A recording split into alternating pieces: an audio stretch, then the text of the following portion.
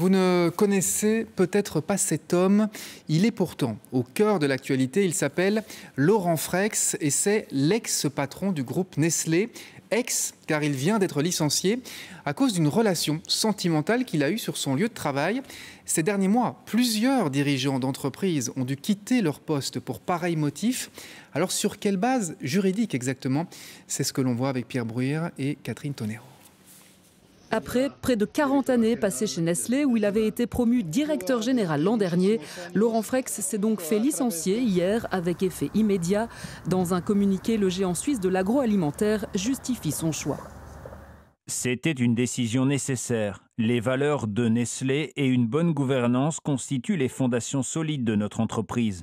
Je remercie Laurent pour ses années de service chez Nestlé. Le départ du cadre dirigeant fait suite à une enquête ayant révélé une relation amoureuse non déclarée avec une subordonnée directe, précise le communiqué, ce qui constitue une infraction au code de bonne conduite de Nestlé. Ce n'est pas tant la relation sentimentale, amoureuse, appelons-la comme on veut, qui est mise à l'épreuve, mais c'est davantage les effets qu'elle va provoquer. Ce qui est véritablement le motif de licenciement, ce sont les effets, c'est le favoritisme. Ce licenciement n'est pas sans rappeler l'affaire de ce couple illégitime filmé lors d'un concert de Coldplay cet été. Le patron d'une grande société américaine avait dû quitter ses fonctions après avoir été surpris dans les bras de sa directrice des ressources humaines.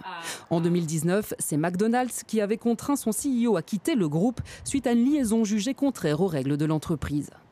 On a affaire des multinationales qui n'ont pas simplement, des comptes à rendre par rapport à leur employé et de montrer en interne effectivement qu'il n'y a pas de favoritisme, qu'il n'y a pas de problème au niveau hiérarchique, qu'il y a une toute indépendance, mais on a peut-être aussi des comptes à rendre aux actionnaires ou tout simplement au public en termes réputationnels.